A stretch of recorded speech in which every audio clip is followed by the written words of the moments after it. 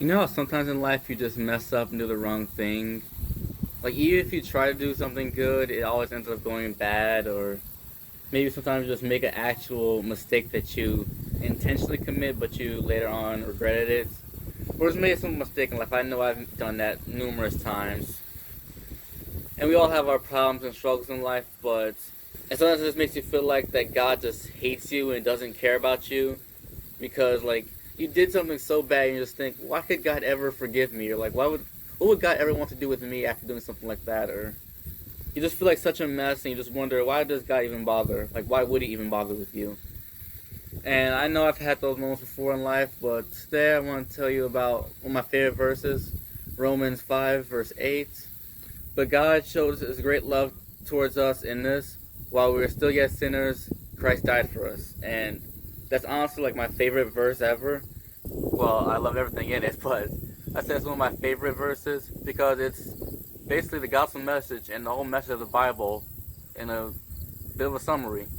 That even at our worst, God would die for us. And like, I really, really love that verse because like at our darkest times, at our worst times in life, where we may be making mistake after mistake, constantly doing bad things or whatever, at our darkest and worst moments, God still loves us so, so much that he would die for us to save us from our guilt, our pain, and all of that. Like, keep in mind, this is also like when we absolutely hate God too. Like when we do things that are just completely hostile to him, and we're just like as if we're just spitting on him, mocking him, insulting him, and all that.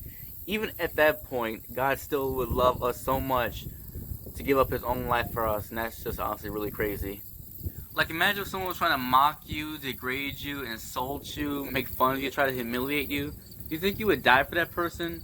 Like, could you honestly see yourself giving up your life for that person? Because that's exactly what God did, and it's just so, it's crazy and just such a very deep love. So, if you really feel like that God doesn't care about you or doesn't love you, it's the complete opposite. God really does love you and cares so, so much about you. Like, he knows the exact number of hairs on your head, so clearly he cares about every small detail about you.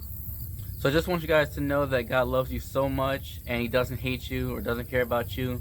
He really does love you and care about you. He cares about all the smallest details about you. Whether as big as maybe who you feel like inside, or maybe you have a job interview coming up or a school test. God cares about that, and even the smallest things such as the hairs on your head. Like, there's this verse that's so much about how God cares so much about you, and he really does. He really does care so much about you. He wants to be there for you and help you in life, and he wants to have a deep personal relationship with you, and wants to be a father to you because he is your creator. So don't forget it, that God loves you so much, because he really does, and you are very special and wonderful to him, and he made you very, very special, wonderful, beautiful, and just absolutely wonderful. You're a wonderful, amazing person, and God loves you so much. Hope you have a great day. I'll see you next time. Bye.